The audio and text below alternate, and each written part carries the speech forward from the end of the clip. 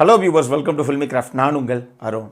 இந்த எபிசோடு 1000ல் ஒரு படம், அற்புதமான உலக படங்கள், நம்ம மனசை நெகிழ வைக்கக்கூடிய தரமான படங்களை மட்டும் உங்களுக்கு ரெக்கமெண்ட் பண்ணக்கூடிய ஒரு செக்மெண்ட் இது.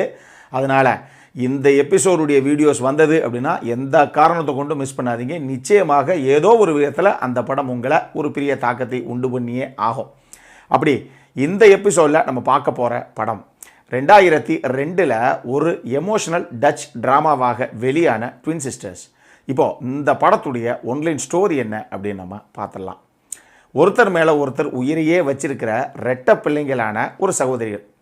இவங்க ரெண்டு பேரும் விதியின் போக்கில் ஒரு தருணத்தில் பிரிஞ்சு போக, இதுக்கப்புறம் இந்த கதையில் நடந்த சுவாரஸ்யங்கள் தான் இந்த படத்துடைய ஒன்லைன் ஸ்டோரியே. இப்போது இந்த படத்துடைய டீட்டெயில் ரிவ்யூக்கு போகலாம். முதல்ல அந்த படத்துடைய கதை என்ன அப்படின்னு நம்ம பார்த்துருவோம்.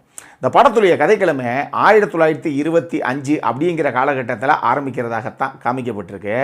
படத்தில் ஒரு சகோதரிகள் நமக்கு காமிக்கப்படுறாங்க. ரெண்டு பேருக்கும் 6 வயசு தான். ரெண்டு பேரும் ட்வின் சிஸ்டர்ஸ்.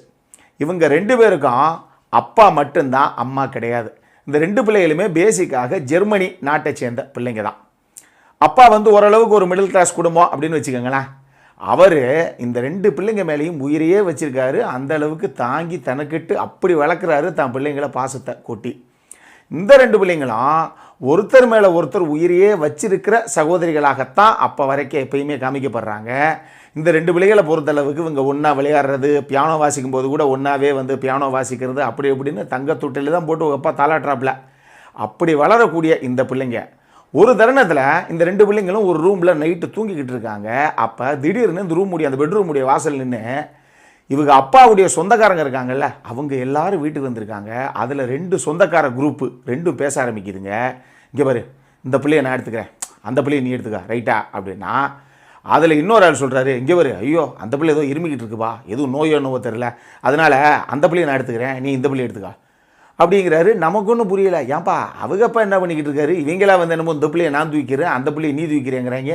அதான் அவங்க அப்பா தான் பத்திரமா இருந்து பார்த்துக்கிட்டு இருக்காப்பிலையே அப்படின்னு நமக்கு தோணுது. கொஞ்ச நேரம் கழிச்சு, எங்கே பாரு, ஒரு முடிவு பண்ணு, அவளை தான் சொல்லிட்டேன், இதான் உனக்கு கடைசி கால், அந்த உடம்பு சில பிள்ளையாக தான் நீ எடுத்துக்கணும், தெரிஞ்சுக்க அப்படின்னு இவங்க சொல்லிக்கிட்டு இருக்காங்க. எதுக்கு இப்படி பேசிக்கிட்டு இருக்காங்க அப்படிங்கும்போது தான் கொஞ்ச நேரத்தில் நமக்கு தெரியுது, அவங்க அப்பா இறந்து போயிட்டாப்புல. அவருக்கு ஃபியூனரலுக்கு அதுக்கு சம்மந்தமான அந்த இறுதிச் சடங்கு வேலைகள்லாம் நடத்திக்கிட்டு இருக்காங்க. அதுக்கு வந்த குரூப்பு தான் இந்த ரெண்டும். இந்த ரெண்டு குரூப்பில் ஒருத்தர் கொஞ்சம் நல்ல வசதியான குடும்பத்தை சேர்ந்த ஒரு ரிலேட்டிவ் அவர். ஆனால் நெதர்லாண்டு நாட்டை சேர்ந்த ரிலேட்டிவ், அவர் ஜெர்மனிக்காரரே கிடையாது. இன்னொருத்தவங்க ஜெர்மனியில் லோக்கலில் இருக்கக்கூடிய அந்த குடும்பம் தான் அந்த சொந்தக்கார குடும்பம். அவங்க ஒரு சாதாரண ஏழை குடும்பம், ஒரு விவசாய குடும்பம். இந்த பன்றி குட்டிகள் எல்லாம் வளர்த்து கடைசியாக பெருசாக்கி அதை கறிக்கறிக்கெல்லாம் அனுப்பி கடைசியாக காசு சம்பாதிக்கிறாங்க இல்லையா, அந்த மாதிரி எல்லா வேலைகளையும் பண்ணிக்கிட்டு இருக்க ஒரு ஏழ்மையான குடும்பம் அது. இப்போ இந்த ரெண்டு பிள்ளைங்களில் ஒரு பிள்ளையுடைய பேர் லாட்டி, இன்னொரு பொண்ணுடைய பேர் ஆனா. இவங்க ரெண்டு பேர்த்தில் இந்த லாட்டி பொண்ணு இருக்கா இல்லையா, அந்த பொண்ணு தான் அந்த பணக்கார குடும்பம், நெதர்லாண்டில் வந்தார் பாருங்க ஒரு சொந்தக்காரர், அவர் எடுத்துக்கிட்ட பிள்ளை. ஆனால் இந்த ரெண்டு பிள்ளைங்களும் சின்ன வயசுலேருந்து ஒன்றாவே வளர்ந்து ஒன்றாவே படுத்து தூங்கி ஒன்றாவே ஒரே தட்டில் சாப்பிட்டு இப்படி வளர்ந்த பிள்ளைங்க அப்படிங்கிறனால ஒன்றை விட்டு ஒன்று பிரியறதுக்கு தயாரே கிடையாது. இது லாட்டின்னு அழுக ஆரம்பிக்குது, அது ஆனான்னு அழுக ஆரம்பிக்குது. ரெண்டும் பாஞ்சிக்கிட்டு நிற்குதுங்க, விட்டால் ஒன்று கட்டி பிடிச்சி அழுகிறதுக்கு. ஆனால் இந்த ரெண்டு குடும்பத்தை சேர்ந்தவங்களும் இந்த ரெண்டு பிள்ளைங்களையும் ஆளுக்கு ஒரு பக்கம் இழுத்து கடைசியாக ஒரு வழியாக அப்பாவுடைய இறுதிச் சடங்கெல்லாம் முடிஞ்ச உடனே பிரித்து கூட்டே போயிடுறாங்க. இப்போ இதில் இந்த பணக்கார குடும்பத்துக்கு ஜெர்மனியிலேருந்து நெதர்லாண்டுக்கே போகிறா இந்த லாட்டி. இந்த பொண்ணு அங்கே போனதுக்கப்புறம் இந்த பொண்ணுக்கு ஏன்னா இங்கே இருக்கும்போதே இருமிட்டு இருந்த பொண்ணு அந்த பொண்ணு தான். அந்த பொண்ணு அங்கே போயும் கொஞ்சம் உடம்பு சரியில்லாமையே இருக்குது. அப்போ இல்லை, நான் ஆனாவை பார்க்கணும்னு அழுதுகிட்டே இருக்கா அந்த பொண்ணு. அந்த குடும்பத்தில் இருக்கக்கூடிய அந்த ஒரு பெண்மணி தலைவி, அந்த குடும்ப தலைவி, அவங்க இங்கே பாரு, நீ லெட்டர்ஸ் எழுதணும்னா எழுது, ஆனாவுக்கு நான் போஸ்ட் பண்ணுறேன், சீக்கிரம் வந்துடுவா அப்படின்னு சொல்கிறாங்க. அந்த பொண்ணு லெட்டர் எழுதிக்கிட்டு இருக்கு.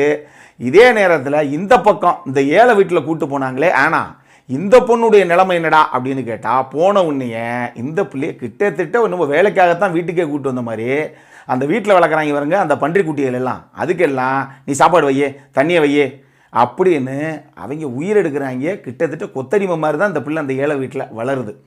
இப்படி ஒருத்தர் மேலே ஒருத்தர் உயிரையே வச்சுருந்தோம். கடைசியாக விதியின் வசத்தால் ரெண்டு பிள்ளைகளாலையும் சேர முடியாமையே போயிடுச்சு. கடைசியாக இவங்க 2 பேரும் சேர்ந்தாங்களா இல்லையா அப்படிங்கிறது தான் இந்த அற்புதமான படத்துடைய மொத்த கதையை. இந்த படத்தை பொறுத்தளவுக்கு எனக்கு ரொம்ப ரொம்ப பிடிச்ச விஷயங்கள் என்ன அப்படின்னா இதனுடைய திரைக்கதை தான். இதனுடைய கதை ஒரு சாதாரண கதை. இன்னும் யோசிச்சு பார்த்தீங்க அப்படின்னா நம்ம எங்கள் வீட்டு பிள்ளை மாதிரி ஒரு கதை தான் இது. ஆனால் இருந்தும் இதுக்கு திரைக்கதை அமைச்ச விதத்தில் பல விஷயங்கள் அவங்க பேசியிருப்பாங்க. சில அரசியலே கூட பேசியிருப்பாங்க. அதை நீங்கள் படம் பாருங்கள். நான் இங்கே எல்லாத்தையும் சொல்லிட்டேன்னா ஸ்பாய்லர் ஆகிடும். அது அந்தளவுக்கு தரமான ஒரு படம், அதுக்கு அற்புதமான ஒரு திரைக்கதை. இந்த படம் பார்க்கும்போது ஒரு சில படங்கள் நம்ம க்ளோஸ் டு ஹார்ட் அப்படின்னு சொல்லுவோம் இல்லையா, அந்த மாதிரி இந்த படம் இன்றைக்கி டேட்லேயும் நீங்கள் பார்த்த தரமான உலக படங்கள் ஒரு 5 படங்கள் லிஸ்ட் அவுட் பண்ணுங்கள் அப்படின்னு என்கிட்ட கேட்டிங்கன்னா இதுக்கப்புறம் எத்தனை படம் பார்த்தாலும் அந்த 5 படத்துக்குள்ளே இந்த படம் இருக்கும். இது என்னுடைய பர்சனல் ஒப்பீனியன். அந்த அளவுக்கு எனக்கு ஒரு பெரிய கனெக்டை கொடுத்த ஒரு படம் இது. இது எல்லாம் தாண்டி my father my son Turkish படம் பார்த்துருப்போம் இல்லையா, நம்மளுடைய ரசிகர்கள் நிறைய பேர் பார்த்து அற்புதமான படம் பாசு, வாய்ப்பே கிடையாது அப்படின்னு ரொம்ப மெய்சிலிருந்த ஒரு படம் இது. அந்த படத்துக்கு ஈக்குவலான இன்னொரு படம் இது. அந்த படத்தில் கிடைச்ச அதே கனெக்டு, ஒரு ஃபீலிங், பயங்கரமாக ஒரு ஹெவி ஹார்ட்டட் ஃபீலிங்கு இந்த படத்துலையும் நிச்சயமாக கிடைக்கும். பொறுத்திருந்து பாருங்கள். ஆனால் இந்த படம் இவ்வளோ பெரிய கனெக்டை கொடுத்ததுக்கு இந்த படத்துடைய இயக்குனர் பென் அவருடைய காட்சி அமைப்புகளும் சரி, இந்த படத்தில் இந்த ட்வின் சிஸ்டர்ஸாக முதல்ல 2 சின்ன பிள்ளைங்க ப்ளே பண்ணியிருப்பாங்க, அப்புறம் கல்யாண வயசில் 2 பேர் ப்ளே பண்ணியிருப்பாங்க, அதுக்கப்புறம் வயசான 2 கதாபாத்திரங்கள் ப்ளே பண்ணியிருப்பாங்க. இத்தனை பேருடைய பர்ஃபார்மன்ஸையும் சொல்லணும். ஒருத்தருக்கு ஒருத்தர் சலைச்ச பர்ஃபார்மன்ஸு கிடையாது. அவ்வளோ பேரையும் நீங்கள் சொல்லணும். எல்லாருக்கிட்டையும் இருந்த தரமான ஒரு பர்ஃபார்மன்ஸு. இந்த 2 சகோதரிகளுடைய இந்த கதாபாத்திரங்கள் எழுதப்பட்ட விதமும் சரி, இது ஃபைனலாக ஸ்க்ரீனில் பர்ஃபார்மன்ஸாக வெளியே வந்த விதமும் சரி, வேறு லெவலில் ஒரு எக்ஸ்ட்ராடினரியான பர்ஃபார்மன்ஸு எல்லாருக்கிட்டையும் இருந்து அப்படின்னு தான் சொல்லணும். இது எல்லாம் போக இந்த படத்துடைய சினிமோட்டோகிராஃபி தாறுமாறான ஒரு சினிமோட்டோகிராஃபி. டச்சு படங்களுக்கு, அதுவும் இந்த மாதிரி ஒரு படங்களுக்கு என்ன டோனில் இருக்கணுமோ அந்த மாதிரி ஒரு கலர் டோன் யூஸ் பண்ணியிருப்பாங்க இந்த படத்துக்கு. அவ்வளவு தரமாக இருக்கும் விஷுவல்ஸ் எல்லாமே. அதுபோகவே இந்த படத்துடைய மியூசிக்கு அவ்வளவு தரமாக இருக்கும். மியூசிக்கெல்லாம் எங்கே உள்ளே வருது எங்கே வெளியே போகுது அப்படின்னே தெரியாது. ஆனால் இந்த படம் மொத்தமாக நீங்கள் பார்த்து முடிச்சிங்க அப்படின்னா அடுத்த 1 ஹவருக்கு என்ன பண்ணுறதுங்க அப்படிங்கிற ஒரு ஃபீல் தான் வரும். அப்படி ஒரு பெரிய ஹெவி ஹார்ட்டான ஒரு ஃபீலிங்கை கொடுக்கக்கூடிய ஒரு படம் இது. மியூசிக் அந்த அளவுக்கு தரமாக உட்காந்துருக்கும். பல இடங்களில் இருதயத்துக்குள்ளே போய் கண்ணுக்குள்ளே கண்ணீராக வெளியே வரக்கூடிய அற்புதமான ஒரு இசை இந்த படத்துக்கு. என்னை பொறுத்தளவுக்கு நம்மளுடைய வேவ்லென்த் கரெக்டாக இருக்கக்கூடிய அந்த வியூவர்ஸ் இருக்காங்கல்ல, அவங்க எல்லாத்துக்கும் டெஃபினட்டாக இந்த படம் பிடிக்கும். ஒரு அற்புதமான உலக படம், நம்பி பாருங்கள். இந்த படம் ஆஸ்காருக்கும் பெஸ்ட் ஃபாரின் ஃபிலிம் கேட்டகரியில் நாமினேட் ஆன ஒரு படம் இது. ஸோ நீங்கள் அடித்து சொல்கிறேன், தைரியமாக பாருங்கள். அடல் கான்டென்ட்டை பொறுத்த அளவுக்கு இந்த படத்தில் ஒரு சில அடல் கான்டென்ட் இருக்குது. இந்த படத்தை நீங்கள் ஃபேமிலியோட பார்க்க முடியாது.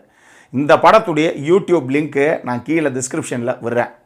பிரிண்ட் ஓரளவுக்கு தான் இருக்கும். ஏன்னா இது 1080 பிக்சல்லாம் கிடைச்சது அப்படின்னா எங்கேயாவது நீங்கள் டவுன்லோட் பண்ணி பாருங்கள். ஆனால் இதில் ஓரளவுக்கு தான் கிளாரிட்டி பிரிண்ட் இருக்கும். பட் பார்க்குறதுக்கு நீட்டாக இருக்கும். அந்த அளவுக்கு நீங்கள் பார்த்து என்ஜாய் பண்ணக்கூடிய நல்ல பிரிண்ட் தான் இது. ஆனால் அதில் சப்டைட்டில்ஸ் இருக்காது. இது MX பிளேயரில் இந்த படத்துடைய அந்த டச்சு டைட்டில் இருக்குது பாருங்கள், D12ன்னு இருக்கும்.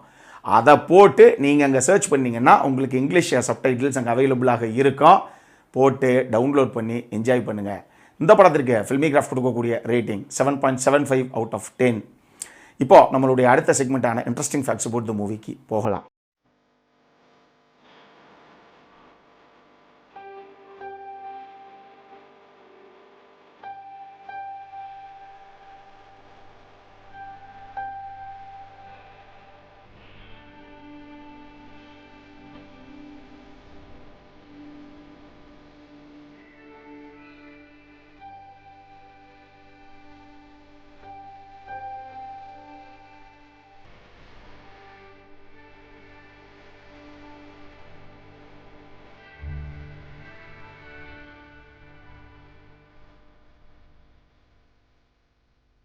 இந்த வீடியோ பிடிச்சிருந்ததுன்னா லைக் பண்ணுங்கள். ரொம்ப பிடிச்சிருந்ததுன்னா உங்கள் ஃப்ரெண்ட்ஸ் எல்லாத்துக்கும் ஷேர் பண்ணுங்கள்.